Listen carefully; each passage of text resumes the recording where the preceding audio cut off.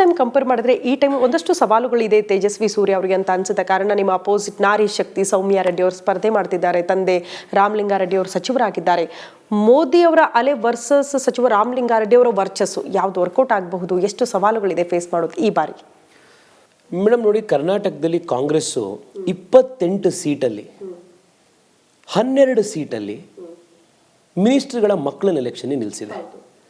ಅಂದರೆ ಇದು ಸ್ಪಷ್ಟ ಇರೋದು ಏನಂದರೆ, ಕಾಂಗ್ರೆಸ್ಸು ಈ ಸತಿ ಕರ್ನಾಟಕದಲ್ಲಿ ಎಲೆಕ್ಷನ್ ನಡೆಸ್ತಾ ಇರೋದು ಅವರ ಮಂತ್ರಿಗಳ ಮಕ್ಕಳ ಭವಿಷ್ಯ ಸೆಟ್ಲ್ ಮಾಡೋಕ್ಕೋಸ್ಕರ.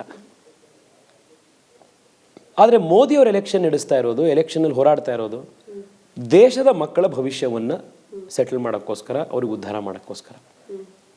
ಇದು ಸ್ಪಷ್ಟತೆ ಜನಕ್ಕೆ ಬಂದ್ಬಿಟ್ಟಿದೆ ಯಾರು ಯಾವುದಕ್ಕೋಸ್ಕರ ಹೋರಾಡ್ತಾ ಇದ್ದಾರೆ ಅಂತ.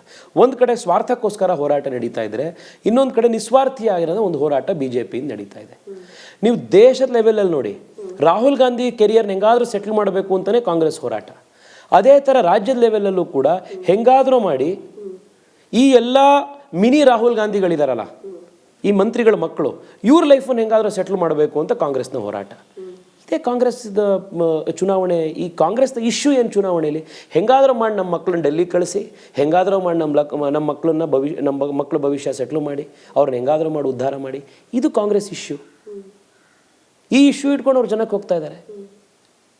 ಇದಕ್ಕೆ ನೀವು ಹೇಗೆ ಕಂಪೇರ್ ಮಾಡ್ತೀರಿ? ಒಂದು ಕಡೆ ನರೇಂದ್ರ ಮೋದಿಯ ನಿಸ್ವಾರ್ಥ ದೇಶಕ್ಕೆ ಅರ್ಪಣೆ ಆಗಿರುವಂಥ ನಾಯಕತ್ವ, ದೇಶದ ಬಡ ಜನರ ಮಕ್ಕಳ ಭವಿಷ್ಯದ ಬಗ್ಗೆ 2047ರಲ್ಲಿ ಭಾರತ ಹೇಗಿರಬೇಕು ಅನ್ನೋದ್ರ ಬಗ್ಗೆ ಕನಸು ಕೊಡ್ತಾ ಇರುವಂಥ BJP. ಇನ್ನೊಂದು ಕಡೆ ಹೇಗಾದರೂ ಮಾಡಿ ನಮ್ಮ ಮಕ್ಕಳನ್ನ ಗೆಲ್ಲಿಸಿ, ನಮ್ಮ ಮಕ್ಕಳನ್ನ ಡೆಲ್ಲಿಗೆ ಕಳಿಸಿ,